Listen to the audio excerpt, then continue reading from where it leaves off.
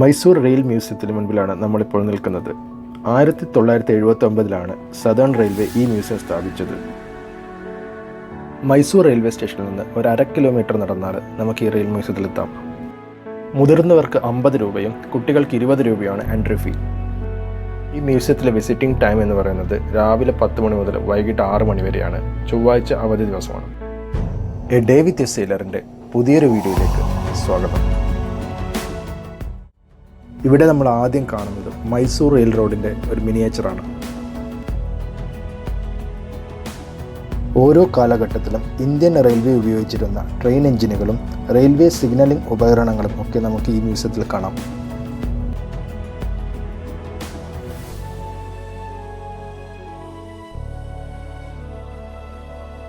ഈ ഒരു കോറിഡോറിൽ ശ്രീബുദ്ധൻ്റെ ഒരു പ്രതിമ സ്ഥാപിച്ചിരിക്കുന്നുണ്ട്.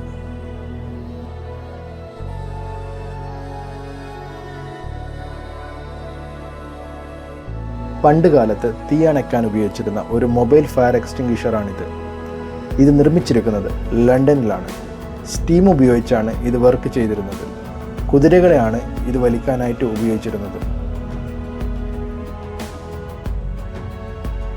പണ്ട് കാലത്ത് ഉപയോഗിച്ചിരുന്ന ഒരു പുഷ് ട്രോളിയാണിത്. 2-4 പേർ ചേർന്ന് കൈകൊണ്ട് തള്ളാൻ പറ്റുന്ന ഒരു ട്രോളിയാണിത്. പാളങ്ങളും റെയിൽവേയുടെ ഇൻഫ്രാസ്ട്രക്ചറും ഒക്കെ പരിശോധിക്കാനാണ് ഇത് ഉപയോഗിച്ചിരുന്നത്. ഓരോ കാലഘട്ടത്തിലും ഉപയോഗിച്ചിരുന്ന റെയിൽ പാളങ്ങളാണിത്. ആദ്യകാലത്ത് ഉപയോഗിച്ചിരുന്ന നാരോ ഗേജും പിന്നീട് വന്ന മീറ്റർ ഗേജും അതിനുശേഷം വന്നതും ഇപ്പോൾ ഉപയോഗത്തിലിരിക്കുന്നതുമായ ബ്രോഡ് ഗേജുമാണിത്. യാത്രക്കാരിൽ ഉണ്ടായിട്ടുള്ള വർധനവാണ് ബ്രോഡ് ഗേജിലാക്കി മാറ്റാനുണ്ടായിട്ടുള്ള കാരണം. റെയിൽവേ ട്രാക്കുകൾ ഉണ്ടാക്കാൻ ഉപയോഗിക്കുന്ന പാളങ്ങളും ട്രെയിനുകളുടെ ചക്രങ്ങളാണ് ഇവിടെ കാണിച്ചിരിക്കുന്നത്.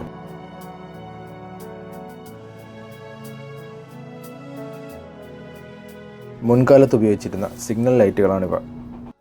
1901 പൂർണ്ണമായും തടിയിൽ നിർമ്മിച്ച ഇൻസ്പെക്ഷൻ കാറാണിത്. ഫോർമാൻ റെയിൽ പാളങ്ങളൊക്കെ ഇൻസ്പെക്ഷൻ ചെയ്യാനാണ് ഇത് ഉപയോഗിച്ചിരുന്നത്.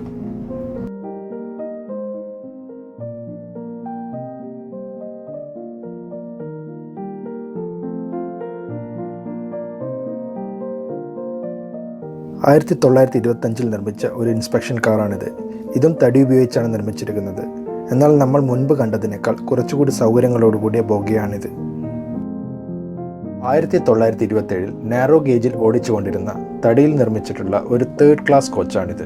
30 പേർക്ക് ഒന്നിച്ച് യാത്ര ചെയ്യാൻ സൗകര്യമുള്ളതാണിത്. ബാംഗ്ലൂർ ബംഗാരപ്പെട്ട ലൈനിലാണ് ഇത് ഓടിച്ചുകൊണ്ടിരുന്നത്.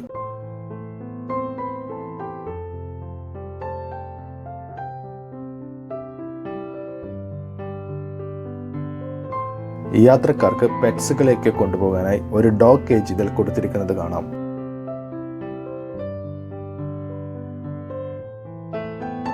ആയിരത്തി 1963 ഇന്ത്യയിൽ തന്നെ നിർമ്മിച്ചിട്ടുള്ള ഒരു സ്റ്റീം എഞ്ചിൻ ലോക്കോമോട്ടീവാണിത്. മൈസൂർ ഡിവിഷനിൽ ഏറ്റവും കൂടുതൽ കാലം ഓടിക്കൊണ്ടിരുന്ന ഒരു മീറ്റർ ഗേജ് സ്റ്റീം എഞ്ചിനാണിത്.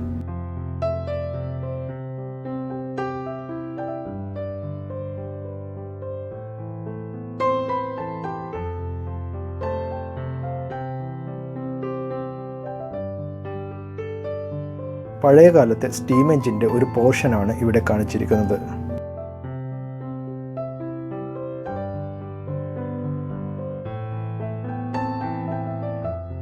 ഈ ഒരു ഭാഗത്ത് കുട്ടികൾക്ക് വേണ്ടി ഒരു പാർക്ക് കൊടുത്തിരിക്കുന്നുണ്ട്.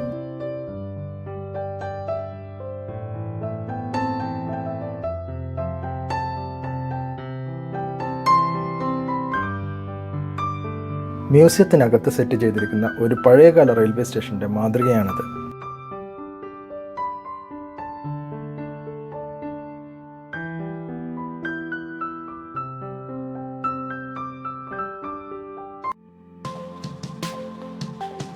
കുട്ടികൾക്കും മുതിർന്നവർക്കും ഒരുപോലെ ആസ്വദിക്കാൻ കഴിയുന്ന ഒരു ടോയ് ട്രെയിൻ സർവീസ് ഇവിടെ ഉണ്ട്.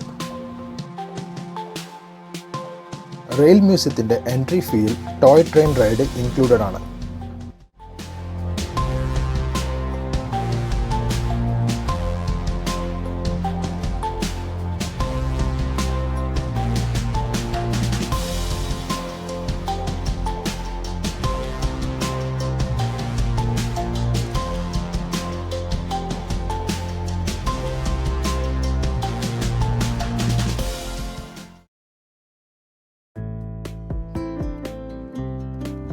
1933 ബാംഗ്ലൂർ തുംകൂർ റൂട്ടിൽ ഓടിക്കൊണ്ടിരുന്ന ഒരു സ്റ്റീം എഞ്ചിനാണിത്. ഇംഗ്ലണ്ടിലാണ് ഇത് നിർമ്മിച്ചത്. 36,000 രൂപയ്ക്കാണ് അന്ന് ഇത് ഇറക്കുമതി ചെയ്തത്. റെയിൽവേയിൽ ഉപയോഗിച്ചിരുന്ന ഒരു ക്രെയിനാണിത്. 1855 ഇംഗ്ലണ്ടിലാണ് ഇത് നിർമ്മിച്ചത്. വെയിറ്റുള്ള സാധനങ്ങൾ പൊക്കി മാറ്റാനാണ് ഇത് ഉപയോഗിച്ചിരുന്നത്. 5 ടൺ ഭാരം വരെ ഉയർത്താൻ ഈ ക്രെയിൻ ഉപയോഗിച്ച് കഴിയും.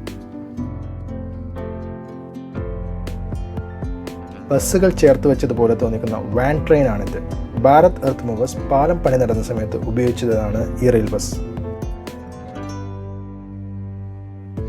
Bogie hopper വാഗനാണിത്.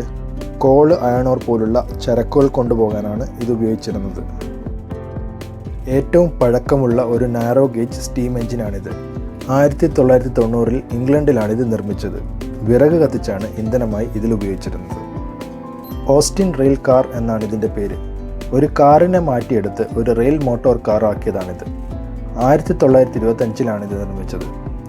റെയിൽവേയിൽ അന്നത്തെ കാലത്ത് മെയിൻ ഓഫീസേഴ്സിന് ഇൻസ്പെക്ഷനും മറ്റു കാര്യങ്ങൾക്കും വേണ്ടി സഞ്ചരിക്കാനാണ് ഇത് ഉപയോഗിച്ചിരുന്നത്. ഇതൊരു നാരോ ഗേജ് സ്റ്റീം ലോക്കോമോട്ടീവ് ആണ്. 1922 ഇംഗ്ലണ്ടിൽ നിന്നും അന്നത്തെ 57,000 രൂപ മുടക്കിയാണ് മൈസൂർ സ്റ്റേറ്റ് റെയിൽവേ ഇത് കൊണ്ടുവന്നത്. യലഹങ്ക ബംഗാരപ്പെട്ട റൂട്ടിലാണ് ഇത് ഓടിച്ചുകൊണ്ടിരുന്നത്.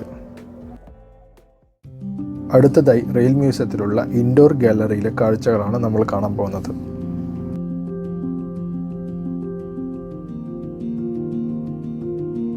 മുൻകാലത്ത് സന്ദേശങ്ങൾ അയക്കാൻ മോസ് കോഡുകൾ ഉപയോഗിച്ചിരുന്നു. ഈ മോസ് കോഡുകൾ അയക്കാൻ ഉപയോഗിച്ചിരുന്ന മോസ്കിയാണിത്. റെയിൽവേ സ്റ്റേഷനുകളിൽ ഉപയോഗിച്ചിരുന്ന പല മോഡലുകളിലുള്ള ടെലിഫോണുകളാണ് നമ്മളിപ്പോൾ കാണുന്നത്.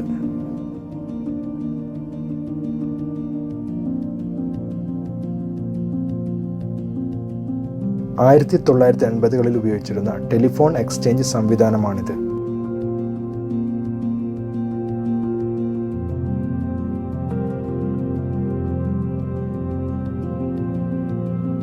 റെയിൽവേയിൽ ഓരോ കാലഘട്ടത്തിലും കമ്മ്യൂണിക്കേഷന് വേണ്ടി ഉപയോഗിച്ചിരുന്ന വോക്കി ടോക്കികളാണ് ഇവിടെ കാണുന്നത്.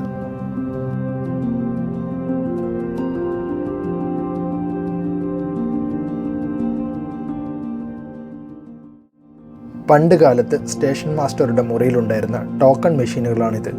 ഇതിൽ നിന്നും ടോക്കൺ എടുത്ത് ലോക്കോ പൈലറ്റിന് കൈമാറിയിട്ടാണ് ട്രെയിനുകൾ ഓരോ സ്റ്റേഷനുകളിൽ നിന്നും പുറപ്പെടാറുണ്ടായിരുന്നത്.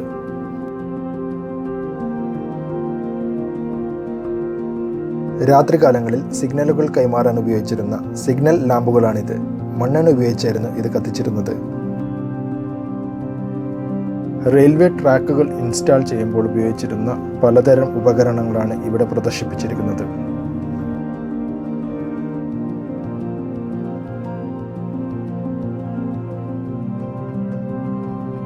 നമ്മളിപ്പോൾ കണ്ടുകൊണ്ടിരിക്കുന്നത് വിൻറ്റേജ് ഗാലറിയിലെ കാഴ്ചകളാണ്. റെയിൽവേയിൽ ഉപയോഗിച്ചിരുന്ന പഴയ ഫർണിച്ചറുകളും മറ്റും നമുക്കിവിടെ കാണാൻ കഴിയും. പഴയ കാലത്ത് ഉപയോഗിച്ചിരുന്ന ഒരു ഫാനാണിത്. വുഡൻ ലീവ്സ് ആണ് ഇതിന് കൊടുത്തിരിക്കുന്നത്. നടുഭാഗത്ത് ലൈറ്റ് കണക്ഷന് വേണ്ടിയിട്ടുള്ള ഒരു ഹോൾഡറും കാണാവുന്നതാണ്. ഇന്ത്യയിലെ രണ്ടാമത്തെ റെയിൽ മ്യൂസിയമായ മൈസൂർ റെയിൽ മ്യൂസിയം സന്ദർശിച്ച് ഇന്ത്യൻ റെയിൽവേയുടെ ചരിത്രവും വളർച്ചയും ഒക്കെ നേരിട്ട് മനസ്സിലാക്കാൻ സാധിക്കുന്നതാണ്. അതുകൊണ്ട് തീർച്ചയായും നിങ്ങളുടെ മൈസൂർ വിസിറ്റിൽ റെയിൽ മ്യൂസിയം കൂടി ഉൾപ്പെടുത്താൻ ശ്രമിക്കുക. സോ ഫ്രണ്ട്സ്, പുതിയൊരു വീഡിയോയുടെ വിശേഷങ്ങളുമായി നമുക്ക് വീണ്ടും കാണാം. Thank you so much.